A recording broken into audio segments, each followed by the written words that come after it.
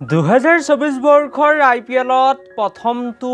দলে সেমি ফাইনেলত প্ৰৱেশ কৰাৰ দিশে বা প্লে অফ ৰাউণ্ডত প্ৰৱেশ কৰিছে বুলি ক'ব লাগিব আৰু কিছু সময়ৰ আগতে বা খন্তেক সময়ৰ আগতে যেতিয়াই হাৰ্দিক পাণ্ডিয়াৰ দল তাৰ পাছতে কামাল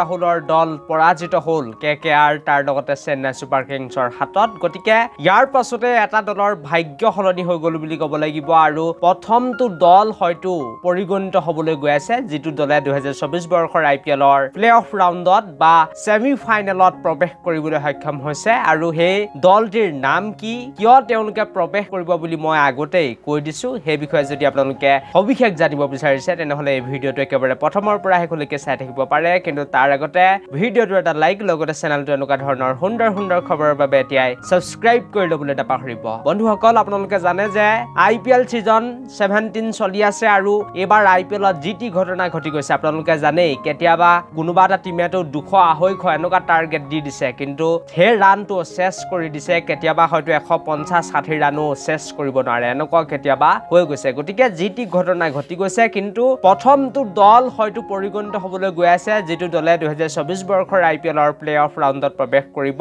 আৰু সেই দলটিৰ নাম হৈছে ৰাজস্থান ৰয়েলছ আপোনালোকে জানে ৰাজস্থান ৰয়েলছৰ দলটি বৰ্তমান সময়ৰ পইণ্টছ টেবুলত একেবাৰে 1 নম্বৰ স্থানত আছে তেওঁলোকে 6খন মেচ খেলি 5খন মেচতে জয়লাভ কৰি 10 পইণ্টেৰে পইণ্টছ টেবুলৰ একেবাৰে 1 নম্বৰ স্থানত আছে গতিকে এই টিমটোৰ বাবে এটা ভাল খবৰ হৈ গ'ল যে যেতিয়াই লক্ষ্ণৌ ছুপাৰ জায়ান্টছ অৰ্থাৎ কামাল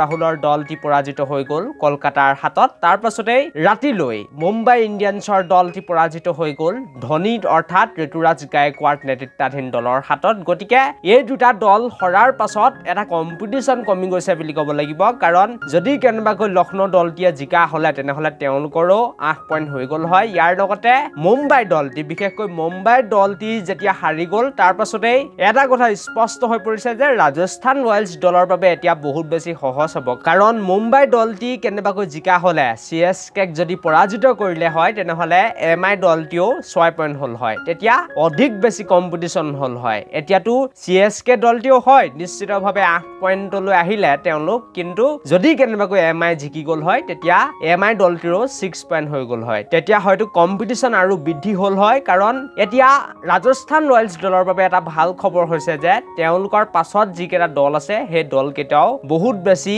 মেচ খেলিছে বা সমানে মেচ খেলিছে কিন্তু তেওঁলোকে অকমান নেট ৰান ৰেটৰ ফালৰ পৰা পিছ পৰি আছে বুলি ক'ব লাগিব কিন্তু KKR দলটিৰ অকমান নেট ৰান ৰেটটো বেছি কিন্তু তথাপিও ৰাজস্থান ৰয়েলছ দলটিয়ে বাকি থকা তেওঁলোকৰ 8খন খেল আছে আৰু এই 8খন খেলৰ ভিতৰত মাত্ৰ 3খন খেলত জিকিলেই RR দলটিয়ে কোনো পইধে বা যেনে তেনে হলো তেওঁলোকে প্লে অফ ৰাউণ্ডত প্ৰৱেশ কৰিব পাৰিব আৰু 8খন খেলৰ ভিতৰত মই ভাবো যে RR দলটিয়ে 3খন খেলটো এনেই জিকি যাব 16 পইণ্ট হৈ গ'লো এই দলটোৰ যেটো নেট ৰান ৰেট সেই নেট ৰান ৰেটটোৱে বচাই দিব বুলি ক'ব লাগিব তেওঁলোকে একেবাৰে চতুৰ্থ নম্বৰ স্থানত হলেও কোৱালিফাই কৰি যাব গতিকে এটা কথা এতিয়া স্পষ্ট হৈ গৈছে IPL সিজন 17ৰ প্ৰথম হাফতে যে RR দলটি বা ৰাজস্থানৰ দলটি যেনে তেনে কোৱালিফাই কৰিবই তেওঁলোকে আৰু মই ভাবো যে ৰাজস্থান ৰয়েলছৰ দলটি হয়তো হৰুৱাটো বাকি টিমসমূহৰ বাবে ইমান বেছি সহজ নহব গতিকে এই টিমটোটো যাবই যাব প্লে অফ ৰাউণ্ডলৈ গতিকে এটা টিম বৰ্তমান সময়ত প্ৰৱেশ কৰিছে বুলি ক'লো বেয়া নহব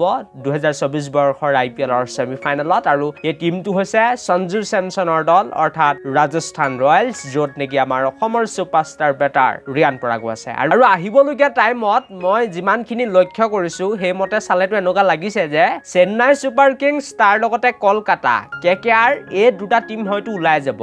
RR তাৰ লগতে CSK ইয়াৰ লগতে KKR এই তিনটা টিম হয়তো ওলাই যাব পৰৱৰ্তী ৰাউণ্ডলৈ বা নেক্সট ৰাউণ্ডলৈ আৰু একেবাৰে অন্তিম যেটো স্থান হ'ব চতুৰ্থ স্থানলৈ হয়তো বহুত বেছি কাজিয়া হ'ব কেইটামান দলৰ মাজত সেইকেইটা দল হৈছে লক্ষ্ণৌ SRH তাৰ পাছতে আৰু এটা দলৰ মই নাম ল'ব লাগিব মুম্বাই আৰু হয়তো গুজৰাটও এই লিষ্টত আহি যাব পাৰে গতিকে একেবাৰে অন্তিমটো পজিশনৰ বাবে 4টা 4-5টা মান টিমে অকমান কাজিয়া লগা দেখা যাব বাকি হয়তো টিম গিটা উলাই গুছি যাব যেন এনেকুৱা লাগিছে কিন্তু সময়ে কব কি হ'ব কিন্তু ৰাজস্থান ৰয়েলছৰ টিমটো কিন্তু যাবই যাব কাৰণ তেওঁলোকৰ যেটো নেট ৰান ৰেট বৰ্তমান সময়ত তেওঁলোকে প্ৰথম হাফতে আইপিএলৰ একেবাৰে ভাল এটা পজিশনত আছে বুলি ক'ব লাগিব 10 পইণ্ট তেওঁলোকে লাভ কৰিছে বহুত এটা শক্তিশালী স্থিতিত আছে গতিকে আৰআৰ দলৰ বাবে ভাল খবৰ আৰআৰ দলৰ অনুৰাগীৰ বাবে এটো এটা সুখবৰ বুলি ক'লে বেয়া নহব বন্ধুসকল আজি ভিডিওটো ইমানে আছিল থ্যাংক